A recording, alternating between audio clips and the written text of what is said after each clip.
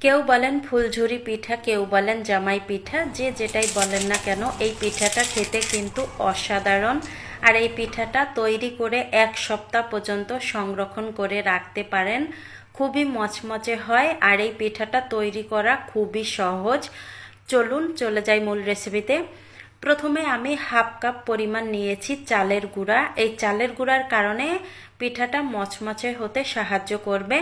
আমি চালের গুঁড়াটা চেলে নিচ্ছি, আপনারা চেলে নেবেন কিনা সেটা আপনাদের ব্যাপার। এটা হচ্ছে আমি যখন চালের গুঁড়াটা ভাঙিয়ে এনেছিলাম তখন চেলে নেওয়া হয়নি, এজন্য চেলে নিয়েছি। তারপরে 1 কাপ নিয়েছি ময়দা, 1/2 কাপ দিয়ে দিলাম চিনি, স্বাদ মতো লবণ। এবার এখানে দিয়ে দিব একটা ডিম।